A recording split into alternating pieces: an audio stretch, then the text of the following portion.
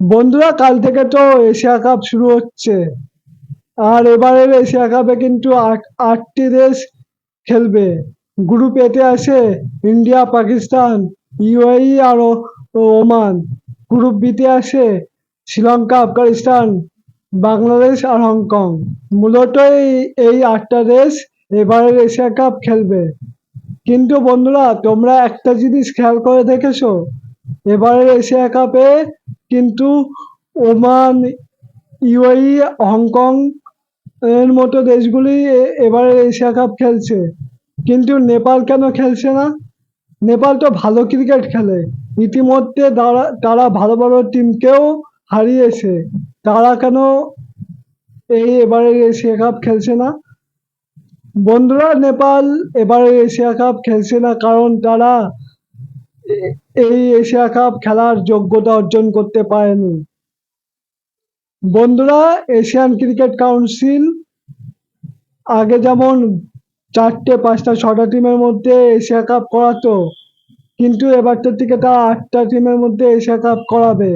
কারণ বিশ্বকাপের মতো এক্সাইটমেন্ট আনার জন্য তারা এক্সাইটমেন্ট আসে না, বিশ্বকাপের মতো যে এক্সাইটমেন্ট সেটা আনার জন্য এবার 8টা টিমের এশিয়া কাপ করাবে।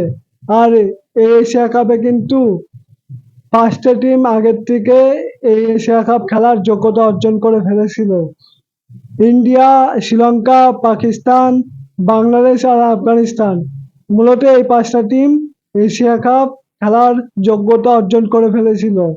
আর যে 3টে স্লট বাকি থাকলো, তার জন্য কিন্তু এশিয়ান ক্রিকেট কাউন্সিল একটি টুর্নামেন্টের আয়োজন করেছিল। তার নাম হলো এসিসি প্রিমিয়ার কাপ। সেখানে একটাই বলা হয়েছিল যে 3টে টিম টপ 3-তে থাকবে তারাই এশিয়া কাপ খেলার যোগ্যতা অর্জন করতে পারবে। কিন্তু আনফরচুনেট, নেপাল এই টপ 10-এর মধ্যে কোয়ালিফাই থাকতেই পারেনি, তার 4 নম্বরে শেষ করেছিল।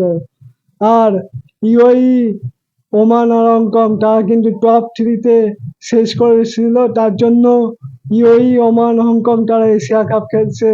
আর নেপাল এবারে এশিয়া কাপ খেলার যোগ্যতাই অর্জন করতে পারেনি। তো এই বন্ধুরা, এই ভিডিওটা তোমাদের কেমন লাগলো সেটা অবশ্যই কমেন্টে জানিও। আর আমি ক্রিকেট নিয়ে ভিডিও করি। এই এশিয়া কাপের সমস্ত আপডেট, ক্রিকেটের সমস্ত আপডেট পেতে হলে আমার চ্যানেলটিকে সাবস্ক্রাইব করে দিও। আর ফেসবুক থেকে দেখে থাকলে ফলো করে দিও। দেখা হবে এমনই কিছু ক্রিকেটের নিউজ নিয়ে। ততক্ষণের জন্য বাই বাই।